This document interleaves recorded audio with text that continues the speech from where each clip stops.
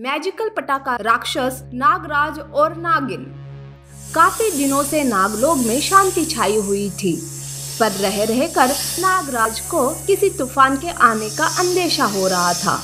उन्होंने इस बारे में अपने गुरुदेव से बात की, जिन्होंने उनका अंदेशा सही होने की जानकारी दी और आने वाले खतरे का सामना करने के लिए और शक्तियां प्राप्त करने के लिए कहा, जिसके लिए उन्हें महादेव की एक गुफा में तपस्या करनी थी।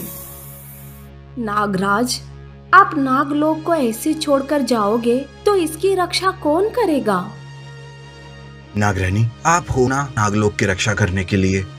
आपकी शक्तियाँ मुझसे कई ज्यादा है। आप निश्चिंत होकर नागलोक की रक्षा कीजिए। मैं पर्याप्त शक्तियाँ पाकर तुरंत वापस लौट आऊंगा। नागराज अच्छे मन से तो चले गए, पर उन्हें यह नहीं पता था कि असली मुसीबत उनके जाते ही नागलोक की ओर आने वाली है। पर उन्हें नागरानी पर पूरा भरोसा था, इसलिए शांत मन से उन्होंने महादेव की तपस्या शुरू कर दी। तो दूसरी ओर मुसीबत नागलोक पहुंच चुकी थी। बाहर कैसा शोर हो रहा है? ये किस तरह के धमाके की आवाजें हैं? नागरानी, बाहर एक राक्षस ने आतंक फैला कर रखा है। वही है जो हर तरफ धमाके कर रहा है।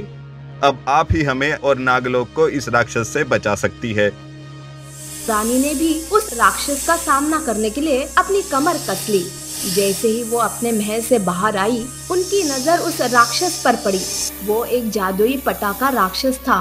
चुटकी बजाते ही अपने उंगलियों से हजारों जलते हुए पटाखे चारों ओर फेंकने लगा, जिसके धमाकों के साथ साथ वो जगह भी जलकर राख हो जाती।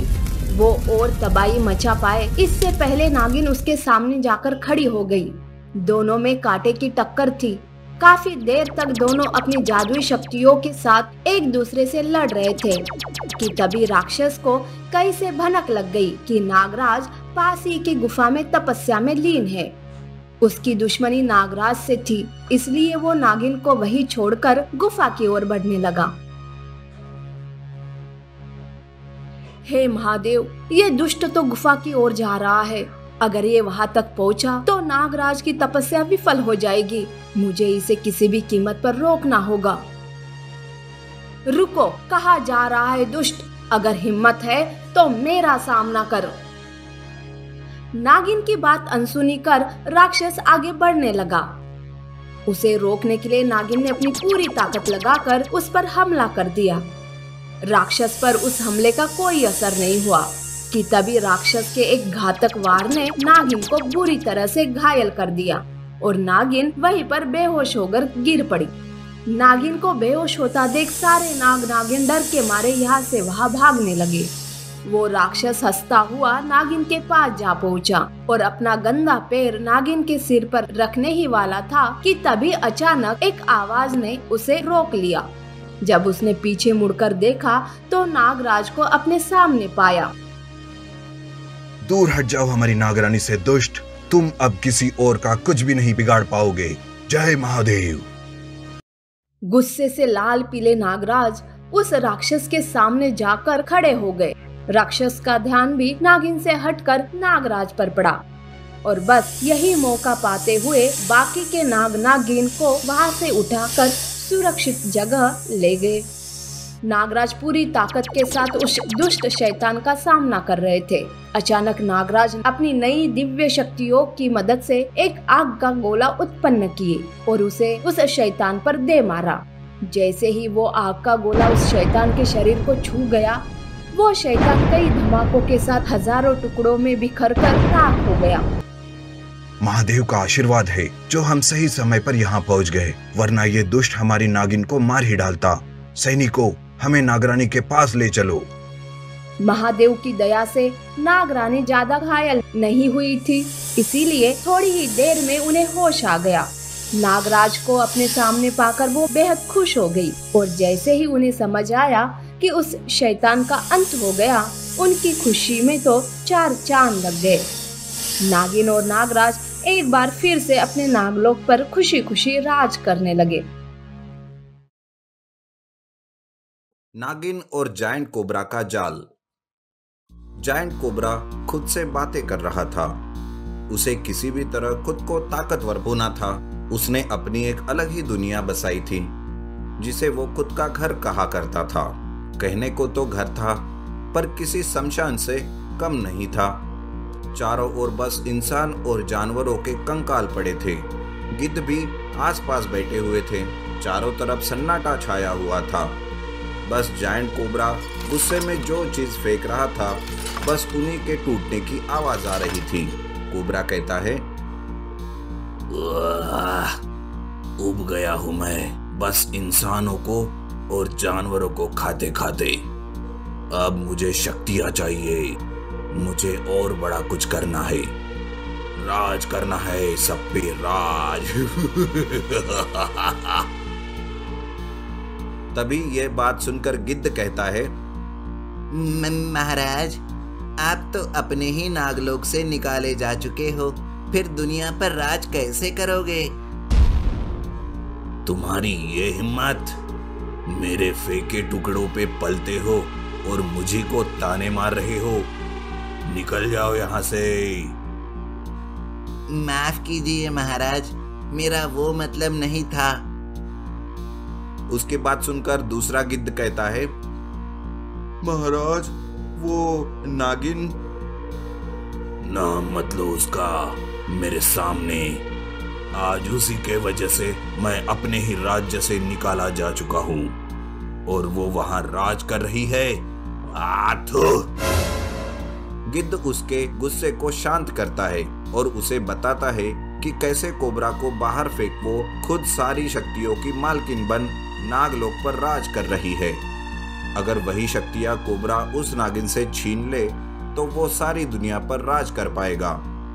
कोबरा को गिद्ध का सुझाव पसंद आता है और वो खुशी में गिद्ध की तरफ एक मरा हुआ जानवर फेंक देता है, जैसे कि उसे बख्शिश दे रहा हो।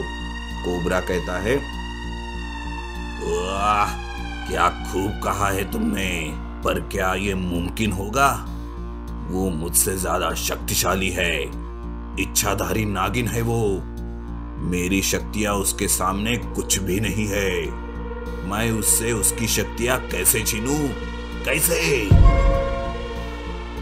महाराज, वो नागिन है महाशक्तिशाली, पर वो दिल से सोचती है और आप दिमाग से। अगर दिमाग से जंग लड़ी जाए तो बड़ी बड़ी शक्तियां घुटने टेक देती है। क्या समझे महाराज? गिद्ध का इशारा कोबरा समझ जाता है और वो गिद्धों के साथ मिलकर नागिन को जाल में फंसाने की और धोखे से उसकी शक्तियां छीनने की साजिश करता है। चलो मेरे चेलों, काम पर लग जाओ। जाओ, उस नागिन का पता ठिकाना मालूम करो। पता करो कि वो कहाँ है। पर महाराज, वो इच्छाधारी नागिन है। अगर वो इंसान के भेष में रही तो हम उसे कैसे पहचान पाएंगे? कोबरा अपने दिमाग पर जोर डालता है और गिद्ध को बताता है कि उसके पीठ पर नागवंश का निशान होगा और बेलपात्रा को छूते ही उसकी आंखें बदल जाएगी। नागिन की निशानी पता चलते ही उसकी खोज में सारे गिद्ध अलग अलग दिशाओं में निकल पड़ते हैं। काफी खोजने के बाद, यहाँ वहाँ घूमने के बाद एक गिद्ध को नागिन के ठिकाने का पता चल जाता है और वो तुरंत अपनी भाषा में अपने बाकी साथियों को संदेश भेजता है। सारी गिद्ध संदेश मिलते ही उस जगह इकट्ठा हो जाते हैं और उस गिद्ध ने बताए हुए लड़की की तरफ घूर घूर कर देखने लगते हैं। एक लड़की जो मंदिर में पूजा कर रही थी। क्या यही है वो? पक्का पक्का? जाकर पूछ क्यों नहीं लेता? जब वो तुझे डसेगी तब पता चलेगा। घोचू कहेगा। अरे यार, लड़ो मत। उसका ध्यान अपनी तरफ गया तो अपना यही राम नाम सत्य हो जाएगा। वो देखो, उसके पीठ पर वो निशान। और जब वो शिवलिंग पर बेलपात्र चढ़ा रही थी तब उसकी आंखें एकदम लाल हो गई थी। मैंने देखा। चलो अब यहाँ से उस काली चमड़ी को ये बात बतानी पड़ेगी। सारे के सारे उड़कर कोबरा के पास चले जाते हैं। उन्हें एक साथ वहां से उड़ता हुआ देख नागिन एक नजर उन पर डालती है और उनके यहाँ होने से उसे अजीब सा लगने लगता है। वो सोचती है, इतने सारे गिद्ध यहाँ तो किसी की मौत भी नहीं हुई, फिर यहाँ क्यों मंडरा रहे हैं? कुछ तो गड़बड़ है, इन्हें तो मैं बाद में देख लूंगी। नागिन अपने कुछ नागों को उन गिद्धों के पीछे भेज देती है और खुद अपनी पूजा खत्म करके वापस अपने नागलोक चली जाती है। और वहां गिद्ध कोबरा को उसका पता बताते हैं और ये भी कहते हैं कि वो रोज उस मंदिर में जाती है। अगर उसे कुछ करना है तो वही आसपास कर सकते हैं। एक बार वो नागलोक चली गई तो फिर कोबरा उसका कुछ भी नहीं बिगाड़ पाएगा। कोबरा उनकी बातों से सहमत होता है और वो आज से ठीक 4 दिन बाद जब चंद्र ग्रहण लगेगा तब उस नागिन को फंसाने की साजिश रचता है, क्योंकि उस दिन उसकी शक्तियां कमजोर होती है। उस नागिन को इंसानों से बड़ा लगाव है, खास करके बच्चों से। आज यही उसकी कमजोरी बनेगी। तुम लोग वो जिस रास्ते से गुजरती है ठीक वहीं से उसके आंखों के सामने एक इंसानी बच्चे को उठाकर उड़ जाओ। वो जरूर उसे बचाने के लिए तुम्हारा पीछा करेगी और यहाँ तक आ जाएगी। और हमारे यहाँ पहुँचने से पहले ही उसने हमें पकड़कर खत्म कर लिया तो हम तो बेमौत मारे जाएंगे। वो हमें माफी मांगने तक का मौका नहीं देगी। और सोचो, तुम यहाँ तक उसे नहीं ला पाए तो मैं तुम्हारा क्या हाल करूंगा। गिद्ध खुद को धोबी का कुत्ता समझने लगते हैं, ना घर का ना घाट का, पर वो फिर भी कोबरा की बात मानने के लिए राजी हो जाते हैं। चंद्र ग्रहण के दिन वो ठीक वैसे ही करते हैं जैसा कोबरा ने उनको करने को कहा था। उनका नसीब अच्छा समझो या नागिन की कमजोर शक्तियाँ, वो आखिरकार बच्चे को लेकर कोबरा के पास पहुंच जाते हैं और उनके पीछे पीछे नागिन भी वहां पहुंच जाती है। कोबरा कहता है,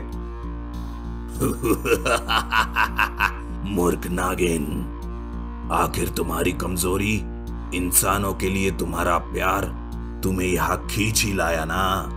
उन्हीं इंसानों के लिए तुमने मुझे नागलोक से निकलवाया था। आज उन्हीं के वजह से तुम मरोगी। दुष्ट पापी, तू कभी नहीं सुधरेगा। पिछली बार तुझे बस यूं ही छोड़कर मैंने बहुत बड़ी भूल कर दी, पर आज नहीं करूंगी। आज तू कुछ नहीं बिगाड़ पाएगी मेरा। आज तेरी शक्तियां कमजोर हो गई। और हाँ, मेरे गिद्धों के हाथ में ये इंसानी बच्चा भी है। अगर तूने कुछ किया तो वो इसे नीचे फेंक देंगे। आज तेरा खेल खत्म नागिन। कोबरा जोर जोर से हंसे जा रहा था और उसके साथ उसके चेले यानी गिद्ध भी हंसने लगे कि तभी नागिन के हंसने की आवाज से सब लोग खामोश हो गए। महामूर्ख हो तुम, जरा एक बार देख लो कि गिद्धों के पंजों में इंसान का बच्चा है या कोई नाग। हा हा हा हा हा। तुम मुझे फंसाने चले थे ना, पर मैं पहले से ही सब जानती थी मूर्ख। ये तो सांप है। अरे बाप रे। ऐसा कहकर वो गिद्ध सांप को नीचे फेंक देता है। नागिन उसे बताती है कि जैसे ही उसने गिद्धों को वहां देखा तब से उसके कुछ नाग उनका पीछा कर रहे हैं। उनकी सारी बातें साजिशें उन नागों ने सुन ली थी और उनमें से एक इंसानी बच्चा बनकर गिद्धों के हाथ खुद ब खुद लग गया था। और आज चंद्र ग्रहण होने के बावजूद भी उसकी शक्तियां वैसे की वैसी ही थी, क्योंकि अब वो नागिन नागरानी बन चुकी थी। तो इस हिसाब से आज तुम सब दुष्टों को मैं मुक्ति दिलाऊंगी। कोबरा और सारे गिद्ध डर कर भागने लगते हैं, पर नागिन इतनी शक्तिशाली थी कि उसने आधी नागिन और आधी इंसान का रूप ले लिया और अपने पूंछ में कोबरा को जकड़ लिया और गिद्धों पर अपने मुंह से आग बरसाकर उन्हें वही राख कर दिया। मुझे माफ कर दो नागरानी, मुझे माफ कर दो। मैं ये इलाका ही छोड़कर चला जाऊंगा। अपना मुंह आपको फिर कभी नहीं दिखाऊंगा। मैं वादा करता हूँ नागिन। तुझ पर एक बार भरोसा कर मैंने बड़ी गलती कर दी, पर अब नहीं। अब तू मरेगा। नरक में जाकर अपने गुनाहों का प्रायश्चित कर लेना। नागिन ने उसे कस के जकड़ा और उसे पटक पटक के मार डाला। इस तरह नागिन ने न केवल अपनी शक्तियां का बल्कि अपनी बुद्धि का भी प्रयोग करके एक दुष्ट को खत्म कर दिया।